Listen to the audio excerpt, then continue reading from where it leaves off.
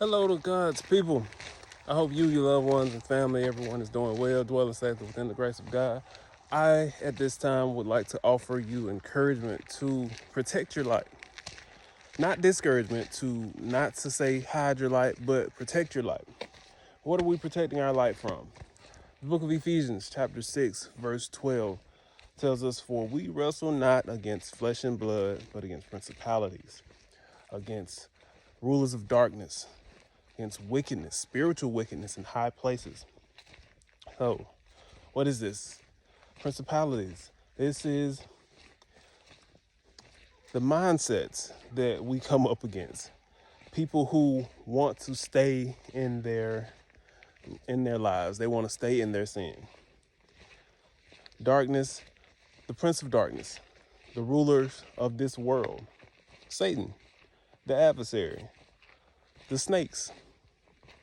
Now, you remember Jesus as he went to and fro, teaching and healing all manner of sickness and teaching all manner of people, Jews and Gentiles.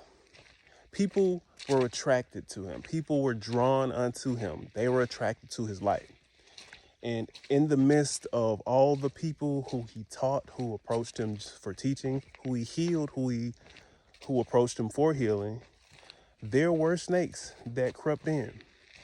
There were people who were approached, who came to him, attracted to that light, and didn't like it.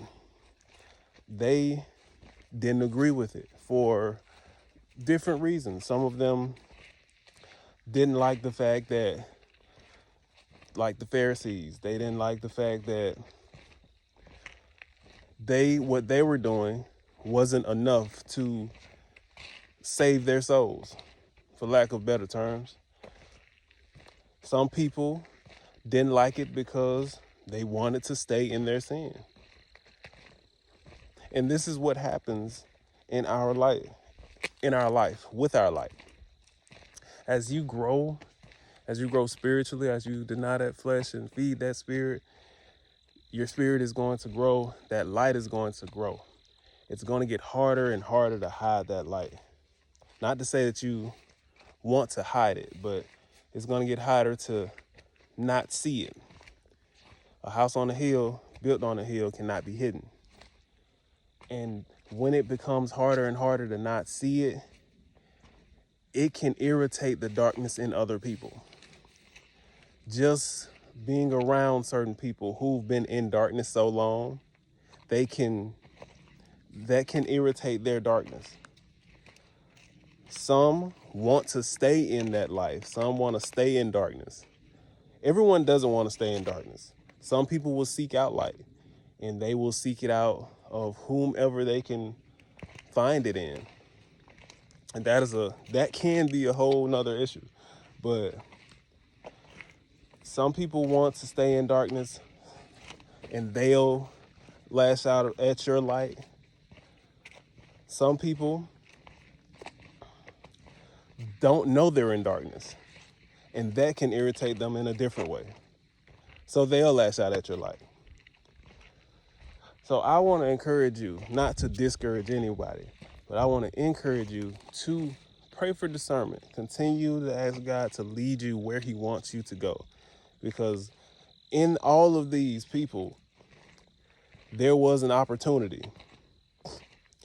There is an opportunity for, just like it was an opportunity for Jesus to display God's power, there's an opportunity for you to display God's power. Some people you may have to avoid. God can give you discernment on that. Certain people he wants you to be around. He wants you to display his power to them. But all according to God's will. That's why I encourage people to better your relationship with God so that he can show you these things. He can tell you, he can direct you. Discernment is a powerful tool for God's people. But I just wanted to share that with you. I pray this blesses everyone who hears it. Bless you indeed, because I really do appreciate you taking out the time. My name is Jack. Like, comment, subscribe, share if you so choose. But don't forget to praise God.